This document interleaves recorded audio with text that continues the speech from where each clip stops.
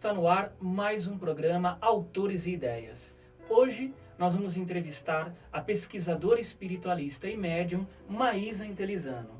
A Maísa ela tem muita experiência nessa área de mediunidade, com cursos e também na parte prática dessa questão da mediunidade. Então você que é médium iniciante ou já tem experiência, ou você que simplesmente pesquisa esses temas espirituais, eu tenho certeza que vai gostar muito do conteúdo do programa de hoje. E depois a Maísa vai falar do ARCA, que é o instituto que ela coordena. Ela vai explicar um pouquinho dos cursos, palestras, seminários, enfim, todas as atividades que eles oferecem lá no Ipiranga, que é onde está localizado o ARCA, ok? E o que é ser mentor espiritual? Esse nome foi dado por vocês aqui na Terra. Nós não nos consideramos mentor de nada nem de ninguém. Ok. Nós nos consideramos companheiros de jornada. E às vezes a situação pode se inverter. Quem está aqui, vamos chamar assim, pode encarnar, e quem está encarnado pode vir para cá, e aí as posições se inverteriam. Somos companheiros de jornada, somos amigos espirituais interessados no aprendizado, no serviço, no crescimento, tanto para quem está aqui como para quem está aí. Eu tenho quase 40 anos de experiência na área de mediunidade. Comecei muito cedo, com 15 anos, sentindo os sintomas da mediunidade. E logo muito cedo eu fui levada pelo meu pai à Umbanda. Fiquei alguns anos na Umbanda, desenvolvi a minha mediunidade lá. E depois de uns 13 ou 14 anos eu migrei para o espiritismo kardecista, também onde eu fiquei bastante tempo. Fiz vários cursos, trabalhei em várias áreas nas casas espíritas. Depois desenvolvi o meu próprio curso, onde ele começou na casa espírita. E depois eu acabei saindo também do meio espírita para fazer um trabalho mais universalista. Então já são aí quase 40 anos nessa área, trabalhando com mediunidade, e 10 anos dando cursos de médiuns, atuando no desenvolvimento, na formação, na preparação de médiuns para vários tipos de trabalhos na área espiritualista. Você também deu muitos cursos lá no IPPB, que é o espaço do professor Wagner Borges. Isso, né? Exatamente. Aliás, o curso que eu dou hoje, que eu ministro hoje, ele foi ideia conjunta minha e do Wagner. Nós desenvolvemos o projeto lá no IPPB e durante muitos anos o curso funcionou lá. E aí nós sentimos que o trabalho cresceu, né, porque nós criamos um grupo de médiuns formados no curso, um grupo que resolveu fazer o seu trabalho de forma mais independente. Então aí no começo desse ano nós fundamos o Instituto ARCA para poder fazer esse trabalho. Que já era o pessoal que já tinha uma trajetória. Isso, já era um pessoal que já tinha feito o curso comigo. E nós sentimos a necessidade de fazer um trabalho, de ter mais tempo para fazer mais trabalhos diferenciados na área de mediunidade e espiritualidade. Você falou que você foi justamente para outros espaços para poder trabalhar de forma mais aberta, universalista. Isso. Né? Qual que é a diferença de trabalhar o espiritismo num centro espírita e, por exemplo, lá no IPPB, que é mais universalista? O IPPB ele tem uma característica de considerar várias vertentes da espiritualidade, né, Vitor? Então, lá nós temos o hinduísmo, nós temos o taoísmo, nós temos o xamanismo. E aí é possível introduzir no curso de médiuns, ao lado da abordagem espírita kardecista, nós podemos incluir as outras abordagens. Você se sente mais livre? Sim, inclusive a projeção astral, inclusive os trabalhos xamânicos, tudo isso é possível de incluir. A abordagem do hinduísmo, que é muito interessante para a mediunidade, né, por causa da meditação, por causa do yoga. Então, com essa abertura espiritualista, a gente consegue incluir técnicas, abordagens, conhecimentos que não pertencem à doutrina espírita e que enriquecem o trabalho de qualquer médium. Uma vez você comentou, a gente estava batendo um papo e a Maísa ela comentou comigo, você falou uma frase que me marcou, né? Eu gravei bem essa frase. Você falou, olha, infelizmente muitos espíritas, eles acham que a mediunidade ela é uma propriedade do espiritismo.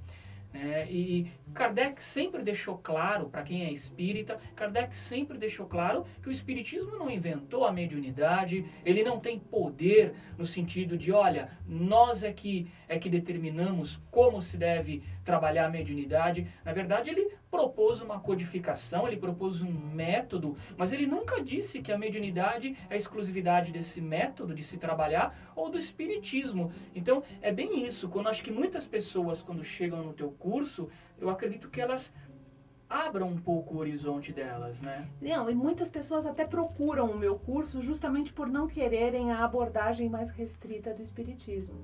O curso tem uma base espírita bastante forte, até porque foi o Kardec, com o espiritismo, que trouxe o estudo sistematizado da mediunidade, que classificou médiums e tipos de mediunidade e tal.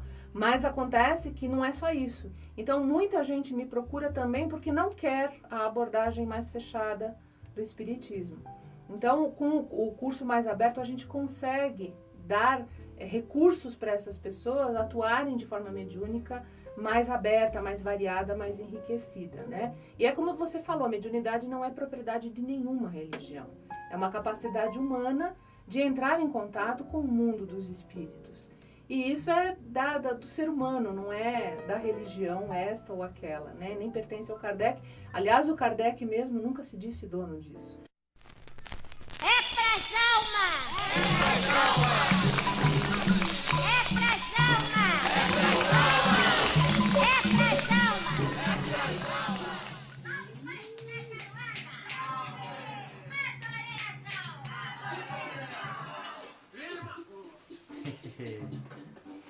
Isso salvou o Senhor Jesus Cristo? Louvado seja.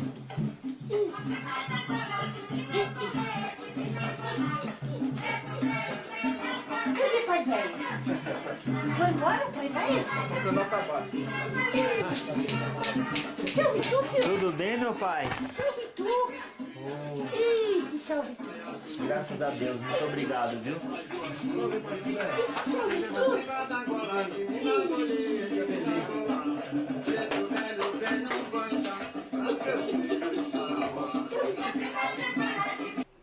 Pai José, esse daí não é um desenho, é um ponto riscado, né? Isso, Mas é um ponto riscado do Cruzeiro das Almas Santas e Benditas? isso.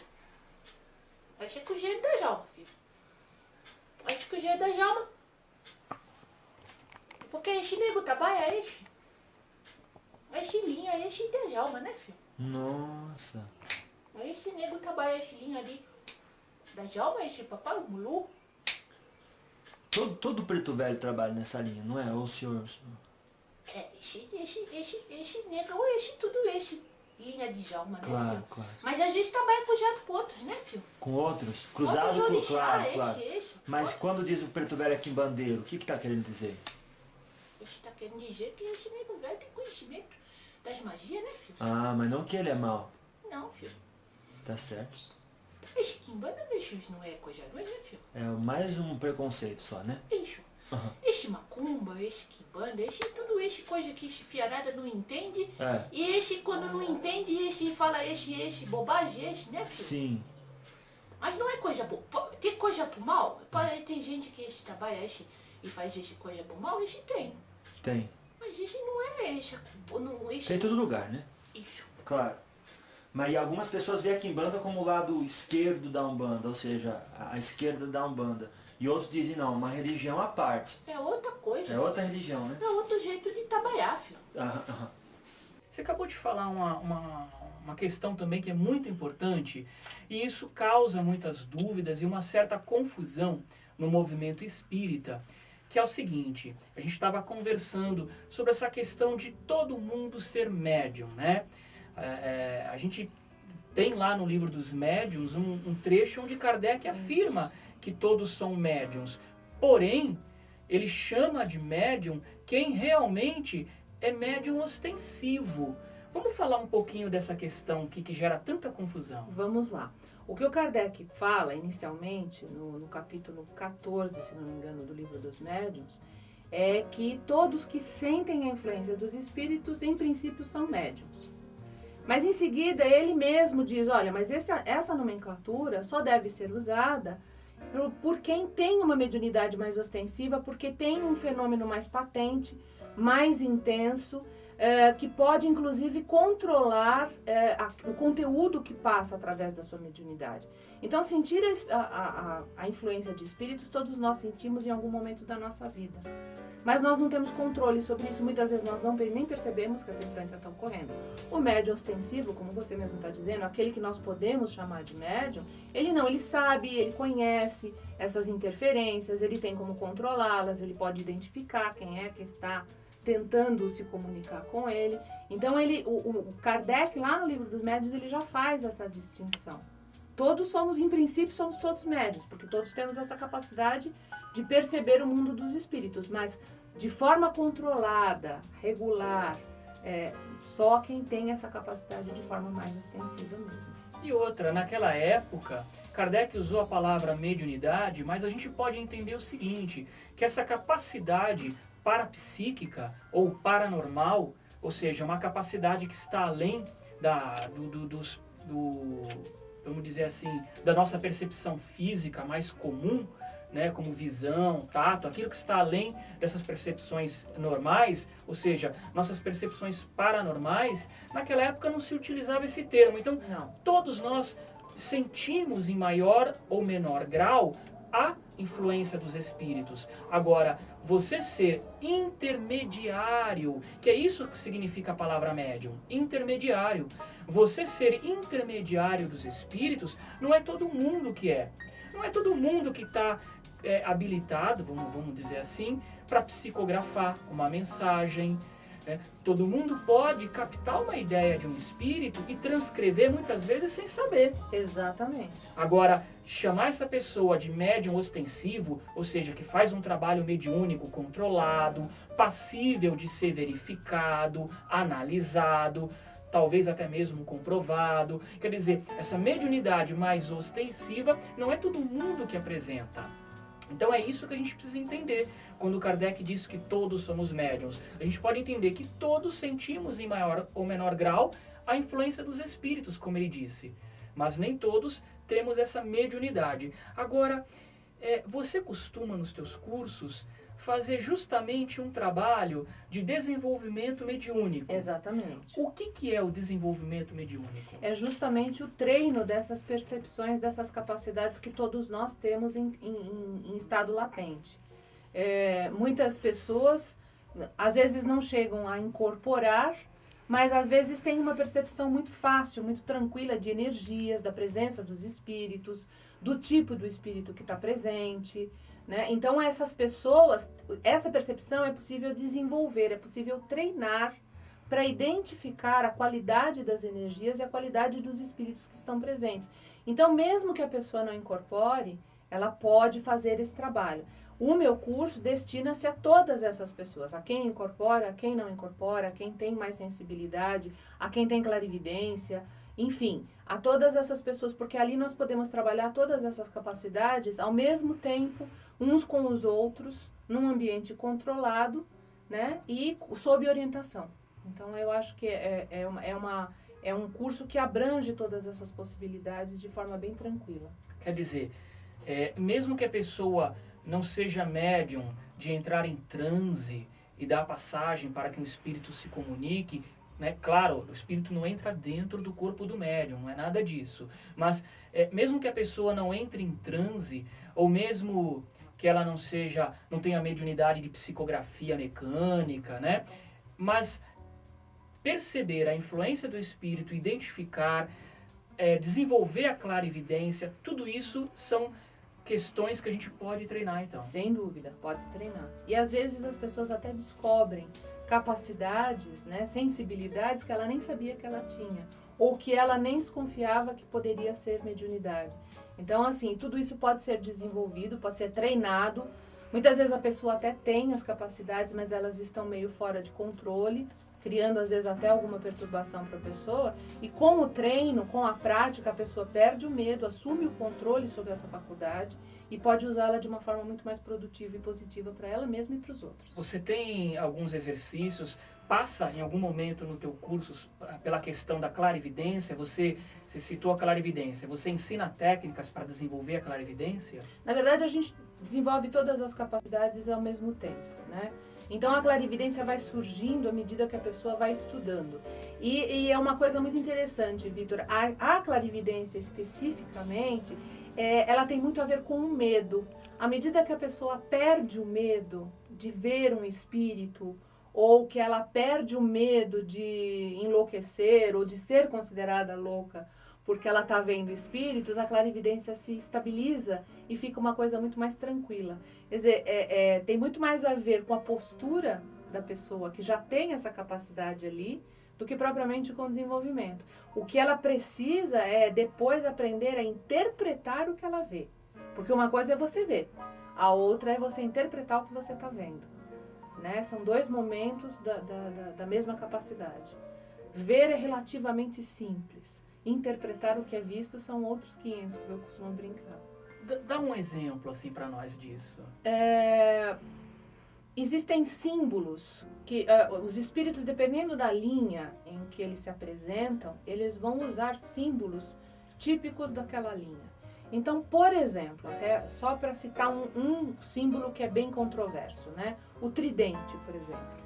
O tridente, na filosofia hindu, ele é um símbolo do deus Shiva, que é um deus extremamente importante dentro da filosofia hindu. E já para as religiões de matriz africana, ele está associado com o Exu, né? Aqui do Brasil principalmente. E às vezes, dependendo da crença da pessoa, se for do catolicismo, ele pode estar associado ao diabo. Então, assim, é preciso que a gente aprenda a identificar, observar não só o símbolo, o que é que está junto com o símbolo, qual é a característica energética daquela entidade, qual é a sensação que ela te passa. Então, não basta você ver, você tem que associar outras percepções para poder interpretar o que você está vendo e aproveitar aquilo de uma forma melhor. É verdade, até porque tem espíritos, eu já passei muito por isso, de você olhar e ver um espírito e de repente você começa a perceber a energia dele e você vai vendo que ele estava tomando uma aparência para te enganar. Também. Às vezes, quando é um espírito que quer te enganar, por algum motivo, ele pode tomar uma aparência que não condiz com a realidade dele, mas se você parar e tentar sentir a energia dele, você consegue ver por trás das aparências. É um processo que você falou, eu me lembrei disso, é bem por aí mesmo, né? Exatamente, é isso mesmo. É interessante, você falou do deus Shiva e de Exu na Umbanda ou no Candomblé. É interessante porque Shiva representa o princípio de transformação do universo. O Exu também tem muito isso, essa questão da transformação, né? O Exu ele tem mais a ver com abertura de caminhos e com fertilização do universo, né? Tudo que é novo tem a ver com o Exu. De certa forma, a Shiva também, porque ele transforma em algo novo. Isso. Né? Então, eles também podem estar bem associados na característica deles. Tem bastante a ver, sim. E o senhor, no fundo, é um espírito que está trabalhando com uma roupagem de Exu, é assim? É, porque eu gosto. O senhor gosta? Eu podia me apresentar de outro jeito, mas eu gosto. Assim foi desse jeitão aqui, essa caveira simpática que eu sou. Foi nesse jeitão aqui que eu conquistei as coisas mais grandes, mais fortes na espiritualidade. Foi trabalhando assim, como Exu. Eu era um Exuzinho qualquer e fui subindo. Eu trabalho com esse burro. Quanto tempo faz, gente? Vocês sabem? É isso que o meu burro começou. Quanto tempo faz? Isso aí que ela falou.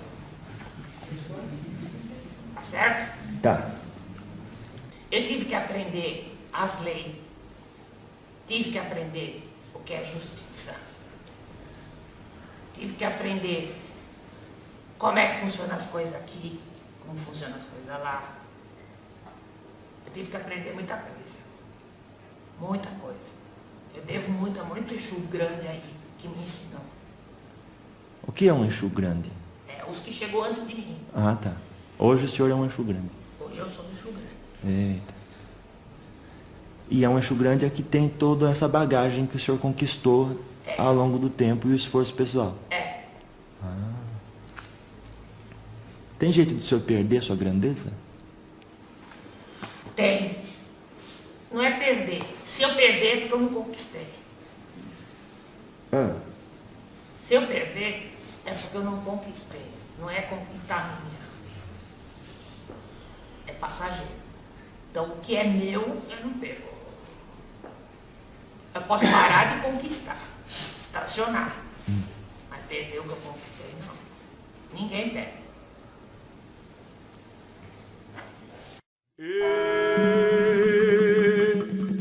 Caveira,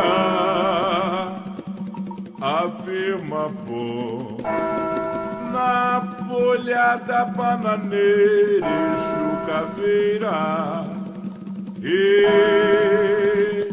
caveira, afirma pô, na folha da bananeira.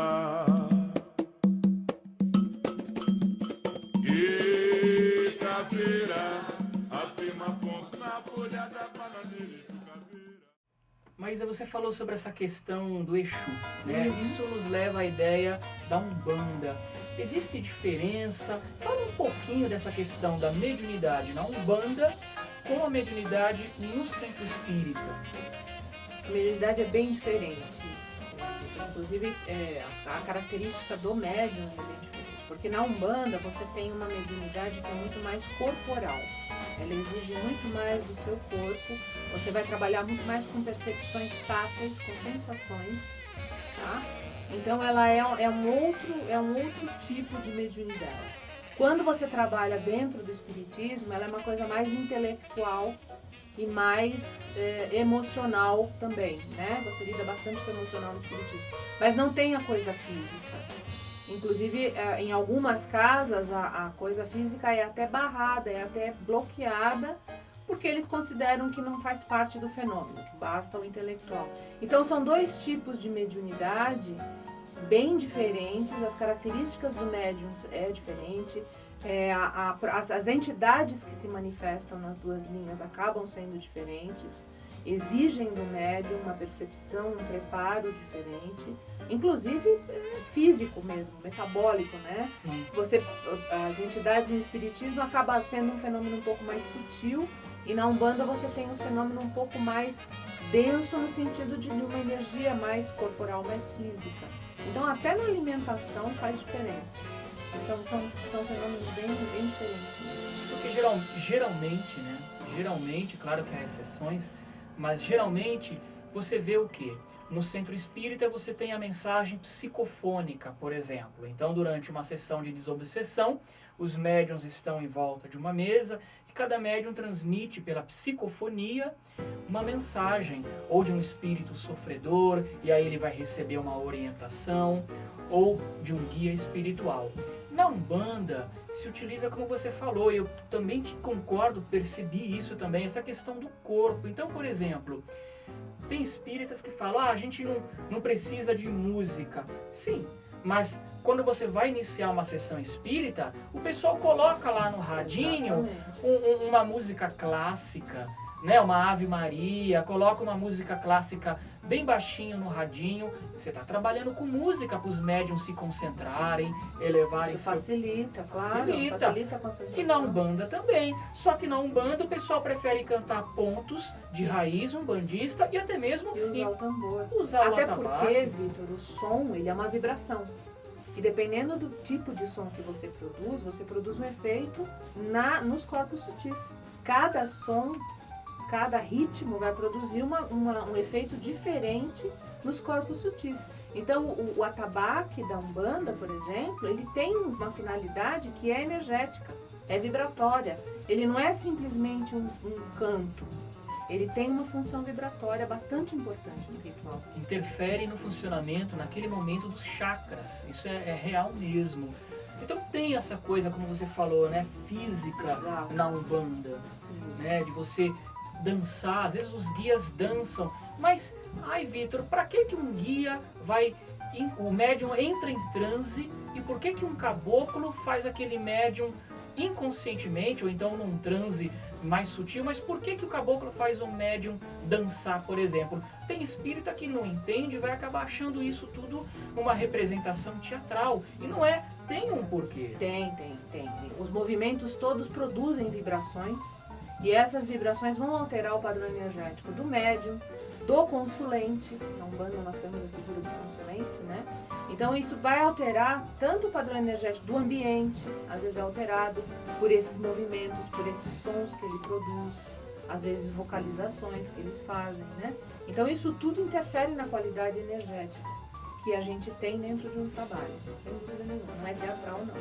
E quando a Maísa falou de denso, é questão também de intensidade, né? Às vezes o médium espírita, ele passa pela mensagem psicofônica por alguns minutos. O médium na Umbanda, muitas vezes, você fica incorporado, entre aspas, em transe, horas. É verdade. Pode acontecer de horas. Então, Exatamente. lógico que o nível do transe, né, ele altera.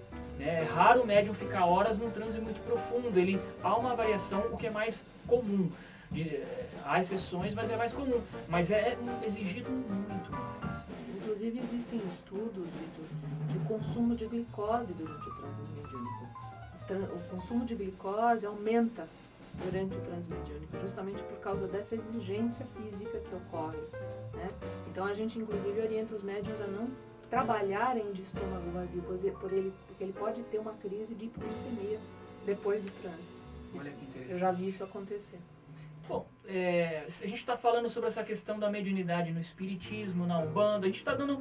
Claro que isso é muito profundo, é complexo. A gente está dando uma pincelada, né? A Exatamente. gente está dando uma pincelada para quem é leigo, não tem muito conhecimento nessa área.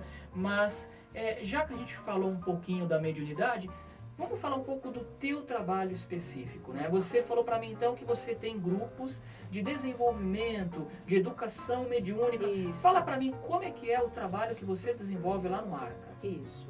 Bom, o Arca nasceu justamente da necessidade que os alunos que iam saindo do meu curso de continuarem o trabalho que já era feito no curso, a prática que já era feita no curso, né? Uma prática espiritualista, aberta, universalista. Então, o grupo em si, ele foi se formando com ex-alunos do curso. Isso ainda dentro do IPPB. E depois nós saímos do IPPB e hoje estamos com o nosso espaço. Então, o trabalho é feito. Hoje nós temos o grupo Arca, que funciona dentro do espaço Arca. Então, o grupo Arca, ele tem duas frentes de trabalho. Uma é o atendimento a entidades desencarnadas em sofrimento. Esse é um trabalho que a gente ainda está fazendo fechado e nos dá a oportunidade de orientar os médiuns, inclusive, a respeito da sua mediunidade, das suas características. O outro trabalho que nós fazemos hoje é o trabalho de atendimento ao público. Esse atendimento ao público é feito na linha de Umbanda. Nós trabalhamos com as entidades de Umbanda. Então, a cada 15 dias, nós alternamos um trabalho fechado, um trabalho aberto, sempre às segundas-feiras, para que a gente tenha a oportunidade de atender o público e também de treinar os médiuns que são participantes desse mesmo grupo, para que eles possam fazer um atendimento de mais qualidade. Quando você diz treinar os médiuns, você segue alguma metodologia ligada à Umbanda ou você tem uma metodologia própria? Hoje, no curso, principalmente, eu uso o conhecido método das 5 fases do Edgar Armand. Isso com o teu grupo? Hoje, com o grupo, já não precisa Não mais. precisa. Não, com o grupo, não precisa mais. O grupo é mais na linha de Umbanda mesmo. Mas, não, eu tenho também a parte espírita. A parte de Sim. atendimento a desencarnados eu faço com o método espírita. Método espírita e o Exatamente. público de A gente forma os grupos, a gente tem um dirigente para cada grupo, as pessoas incorporam alternadamente, as entidades são orientadas. Bem uma coisa bem nos moldes espíritas. E o atendimento ao público é feito na Umbanda. Às vezes essas coisas se misturam. Às vezes entidades de Umbanda se apresentam no trabalho de atendimento aos desencarnados.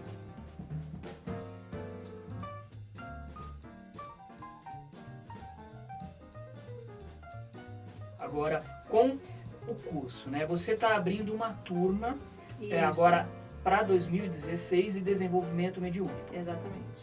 Então, para essa turma, a metodologia então que você estava falando é de Edgar Armon, é isso? Isso, eu uso o método das 5 fases de Edgar Armon. Na parte prática, primeiro nós temos a parte teórica, em que a gente faz o estudo da bioenergética humana, né? Toda a anatomia bioenergética humana, chakras, corpos sutis. Depois a gente faz o estudo do que são os fenômenos mediúnicos, quais são os principais fenômenos mediúnicos. A gente faz um estudo do que é a obsessão, como ela acontece. A gente faz um estudo de passes, inclusive. E aí, depois dessa parte teórica, a gente entra na parte prática. E aí nós começamos a usar o método das 5 fases, que é um método muito legal porque ele divide o fenômeno em etapas e o médium, que ainda é inexperiente, ele pode aos poucos sentir cada fase e perceber como é que o fenômeno acontece para ele. Porque para cada pessoa o fenômeno acontece de um jeito. Maísa, o que são as 5 fases? Fala um pouquinho sobre esse método de Edgar Armon. O Edgar Armon criou esse método para treinar os médiuns a perceberem como que o fenômeno acontece, né? Então, a primeira fase é a percepção, que ele chama de percepção dos fluidos. Os médiuns expandem o seu campo áurico e, com isso, eles conseguem perceber as energias no ambiente. Mesmo que eles ainda não consigam interpretá-las, eles já desenvolvem a percepção do que está no ambiente e a presença de entidades, né? Depois, a segunda fase é a aproximação. As entidades se movimentam no espaço, em volta do grupo, e os médiums são convidados a prestarem atenção nesse movimento. Então, conforme a entidade entra no campo áurico do médium, sai do campo áurico do médium, o médium pode perceber essa movimentação. Depois, a terceira fase, que é o contato. Então, a entidade estabelece um link, um contato energético mesmo, em algum ponto mais sensível do médium, que já foi estudado previamente, e ele sente esse contato de forma mais intensa, às vezes até com reações físicas.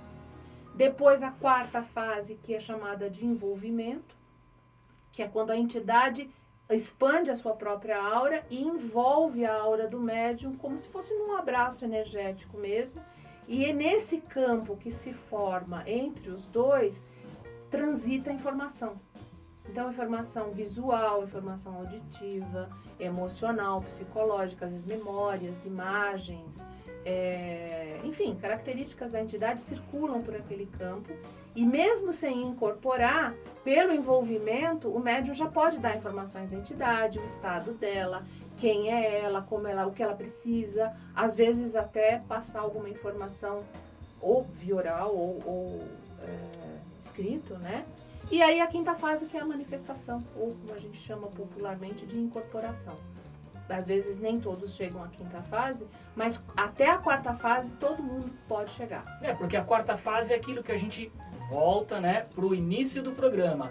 Todo mundo pode, acredito que ir até a quarta fase, que é você perceber, identificar e travar um contato psíquico e emocional com o espírito. Agora, a quinta fase, que já é um transe, é que aí é uma coisa mais ostensiva. Exatamente. Né? E aí a coisa muda um pouquinho, né? E aí nem todo mundo consegue chegar até a quinta fase. Mas isso não quer dizer que a pessoa não consiga trabalhar mediunicamente, porque pelo envolvimento ela consegue transmitir informação, ajudar a conversar mentalmente com a entidade. Então, o contato mediúnico já existe na quarta fase. Ele só não é tão ostensivo quanto na quinta fase. E vamos falar então, que fica aí o recado para vocês, hein? Não adianta passar a vida toda estudando sobre espiritualidade, ou estudando sobre Umbanda, ou sobre espiritismo e pensar, puxa, eu nunca vou ter um contato mais consciente com os espíritos. Dá. Você pode buscar isso, treinar, desenvolver. Existe a técnica que a Maísa trabalha, das 5 fases. Existem outras técnicas também. Porém, eu sinto que lá no nosso espaço, quando eu também trabalhava com um grupo coordenando, mesmo sem trabalhar diretamente com essas 5 fases, parece que todo mundo passa por essas 5 fases. Exatamente, é um processo natural. Exatamente. Eu tive casos, inclusive, de médiuns que já eram desenvolvidos, alunos que já eram médiuns ativos, já trabalhavam, e eles chegaram para mim e disseram assim, mas eu nunca tinha percebido como que o fenômeno acontece comigo. Agora eu consigo saber cada fase, como é o processo. Isso dá muita segurança para o médium. É muito Porque interessante. é muito legal de ver como eles se sentem mais seguros ao perceber esse fenômeno dessa forma. Porque aí você pode, eu não tenho clarividência desenvolvida. Que você pode desenvolver a clarividência. Assim como a experiência fora do corpo lúcida, você sair do corpo de forma lúcida, você vai desenvolver isso. Isso pode ser treinado. Mas você pode dizer, puxa, eu ainda não sou um clarividente. Mas você pode começar a treinar, como a Maísa falou. Você começa a perceber quando você está num centro espírita, por exemplo, sentadinho, esperando a palestra começar, e vem um espírito e começa a te aplicar um passe. Você percebe pela tua aura esse envolvimento com a entidade. Exatamente. E isso é justamente essas fases iniciais. Exatamente, é isso mesmo. Porque nada mais é do que uma percepção mais aflorada, uma percepção mais treinada, né? E mais direcionada para aquilo que está acontecendo. Então, isso pode ser treinado, desenvolvido, vá atrás. Né? Não seja um espiritualista que apenas lê. Teórico. Estude muito, seja teórico, mas acima de tudo, vá para a prática. E já que a gente está falando de prática, vamos agora, nesses minutos finais do programa, falar um pouco mais do teu espaço, lá Tá do legal. Arca. O que vocês oferecem para o público? O Arca hoje tem uma proposta de oferecer conhecimento e atendimento ao público na área espiritualista, de forma bem universalista e bem holística. Então nós temos o atendimento ao público às segundas-feiras, intercalado com os trabalhos fechados, que por enquanto são só para participantes do Arca. A cada 15 dias nós atendemos o público com entidades de Umbanda. É um trabalho gratuito esse? Esse é um trabalho gratuito. Às quartas-feiras está sendo montado um grupo de cura. Por enquanto eles ainda estão na fase de treino e estudo, mas em breve isso também vai ser aberto ao público e também vai ser gratuito. Um trabalho de atendimento de cura mesmo, voltado para cura. Às quintas-feiras nós estamos fazendo as nossas palestras gratuitas com os mais variados temas dentro da espiritualidade e do desenvolvimento humano. Então a gente tem bastante atividades, a gente está promovendo bastante atividades na área de estudo, de conhecimento da espiritualidade, bem como do atendimento, do dar às pessoas recursos para cuidarem da sua própria espiritualidade também. Isso agora em 2015, no final. Isso. E em 2016 você vai iniciar uma nova turma, é isso? Duas turmas, na verdade, Duas Vitor. Duas turmas. Esse ano nós vamos mudar um pouquinho o formato, porque eu estava com 2 turmas semanais, às terças e aos sábados. Nós vamos mudar um pouquinho, porque existe uma demanda de público de fora da cidade de São Paulo. Então, para atender essas pessoas, para quem seria muito difícil vir toda semana, nós vamos manter o curso semanal às terças-feiras à noite, das 19h30 às 22h30. E vamos ter um curso que é modular, com aulas mensais, uma vez por mês, um fim de semana por mês, para atender essas pessoas que não têm condição de vir toda semana. Então, os cursos começam em fevereiro e as inscrições já estão abertas. E esse curso é focado no desenvolvimento. Exatamente, na teoria, na base teórica e no desenvolvimento mediúnico. E você vai utilizar, então, isso que a gente acabou de O conversar. método das 5 fases, essa é a base da prática mediúnica para mim. Tá aí, então, se você é espiritualista, mesmo que você queira, de repente, eu não quero desenvolver a mediunidade de forma ostensiva, mas você pode conhecer o espaço para assistir palestras, fazer tratamento e mesmo fazer os cursos para você poder aprender e até mesmo a se sentir, porque você vai, sobretudo, não apenas aprender a sentir o mundo espiritual, mas a sentir a tua própria realidade, sentir quem você é, o que você sente, o que você pensa, porque não tem como você ficar lúcido e perceber os espíritos se você não percebe nem a si próprio. Então, é importante esse trabalho de autoconhecimento e de desenvolvimento. Vale a pena, tá aí a dica. A Maísa, ela tem muita experiência na área, tá aparecendo direitinho o telefone, o pessoal vai anotar, vai entrar no site. Eu agradeço, espero que você volte mais vezes para falar, de repente, de outros temas, porque o programa de hoje foi meio que um bate-papo. Um petisco. Foi um bate-papo rápido aí. Dá pra gente aprofundar mais. Então você mantenha-se aí, inscreva-se no nosso canal, no canal Vivência Espiritualista, porque você vai receber os avisos dos novos vídeos, tá bom? E vai também participar do nosso sorteio de livros, revistas e CDs. Obrigado, Maísa. Eu que agradeço, Vitor, pelo convite. Muito obrigada. E você, continue sempre com a nossa programação. Até o nosso próximo programa.